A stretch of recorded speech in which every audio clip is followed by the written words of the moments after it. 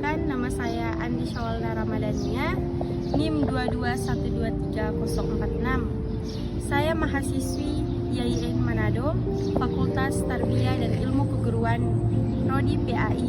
Di sini saya akan sedikit menjelaskan tentang masuknya Islam di Sulawesi Utara. That's so much more.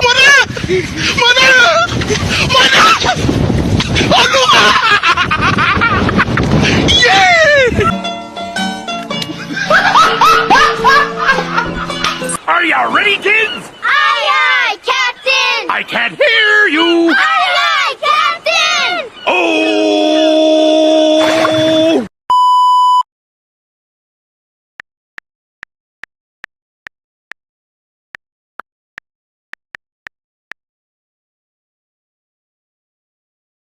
Bolaang Mongondo, Kabupaten Bolaang Mongondo Selatan, Kabupaten Bolaang Mongondo Timur,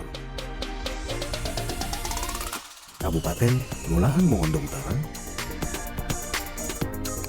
Kabupaten Kepulauan Sangihe, Kabupaten Kepulauan Sitaru, Kabupaten Kepulauan Talaut, Kabupaten Minahasa, Kabupaten Minahasa Selatan, Kabupaten Minahasa Tenggara, Kabupaten Minahasa Utara, Kota Bitung, Kota Mubagi, Kota Manado, Kota Tomohon.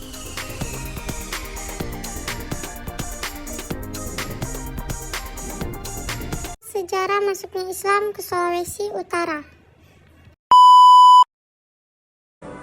Masuknya Islam ke Sulawesi Utara memiliki sejarah yang cukup kompleks dan melibatkan proses yang berlangsung selama beberapa abad.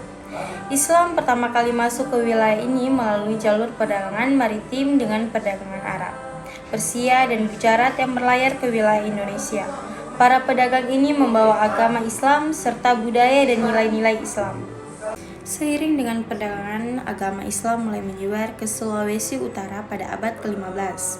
Beberapa sumber sejarah menyebutkan bahwa perdagangan Arab dan Persia telah membentuk hubungan perdagangan dengan penduduk setempat, terutama di wilayah pelabuhan seperti Manado, Bitung, Tondano, kota-kota, dan ini kemungkinan adanya pertukaran budaya termasuk agama Islam.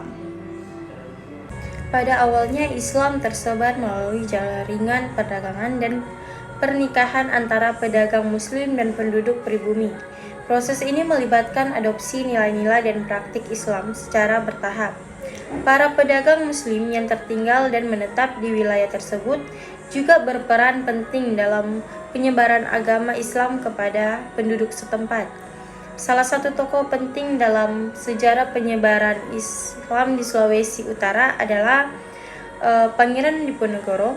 Setelah dikalahkan dalam Perang Jawa oleh Belanda pada awal abad ke-19, Pangeran Diponegoro diasingkan ke Sulawesi Utara.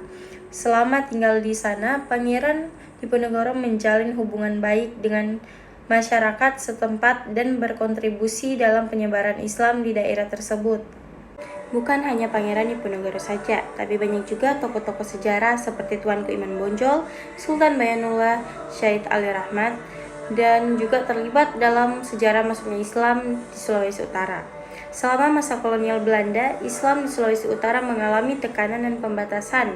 Namun seiring dengan berjalannya waktu dan semakin kuatnya kesadaran keagamaan Islam tetap bertahan dan berkembang di daerah ini.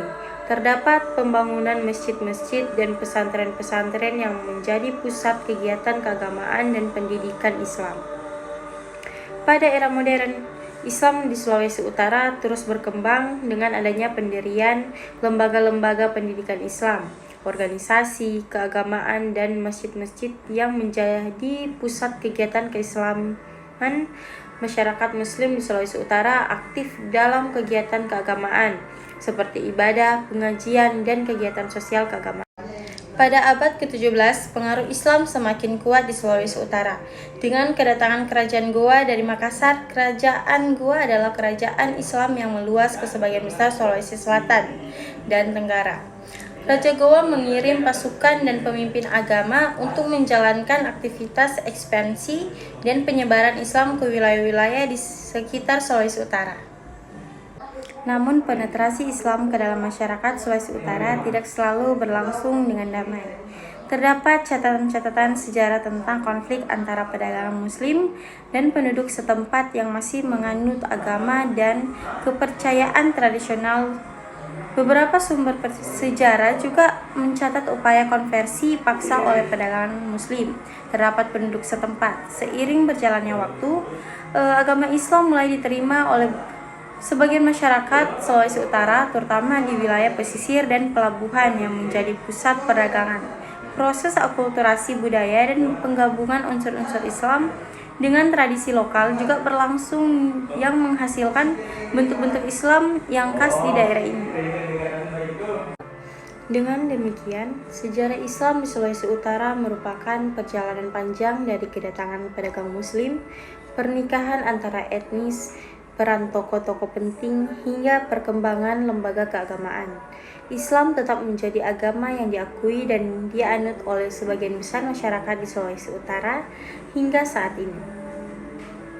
Baik, itulah pembahasan materi tentang sejarah masuknya Islam di Sulawesi Utara. Sekian dari saya, semoga bermanfaat. Sekian dan terima kasih. Wassalamualaikum warahmatullahi wabarakatuh.